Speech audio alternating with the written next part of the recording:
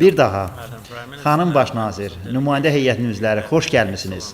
Bizim müxtəlif aspektlər üzrə mükəmməl danışıqlarımız oldu və indi danışıqlarımızı nümayəndə heyətlərinin iştirakı ilə geniş tərkibdə davam etdirəcək. İlk öncə bir daha bizimlə bir yerdə olduğunuz üçün sizə təşəkkür edirəm. Bu səhər, hətta dünəndən bəri necə də məşğul olduğunuzu bilirəm. Ermənistandan gələrək bizi ziyarət etməyiniz çox rəmzi məna daşıyır. Bu bir daha Azərbaycana doğru dost münasibətinin olmasını göstərir. Bizim də İtaliyaya eyni münasibətimiz var. Düşünürəm ki, sizin bugünkü səfəriniz strateji münasibətlərimizin inkişafında çox həlledici olacaq. Bir daha xoş gəlmisiniz.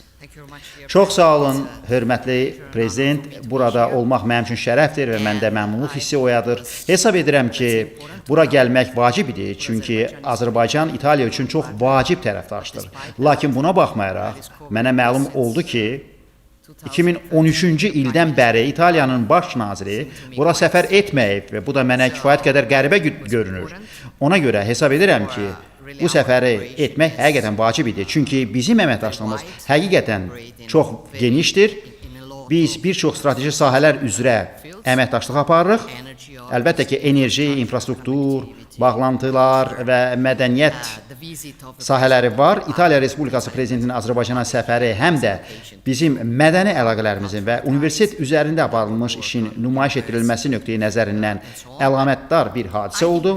Lakin hesab edirəm ki, biz həmişə birlikdə daha çox iş görə bilərik. Fikrimizcə, Azərbaycan bizim beynəlxalq müstəvidə xüsusi olaraq çətin vəziyyətdə olmağımıza baxmayaraq bizim strateji tərəfdaşımızdır.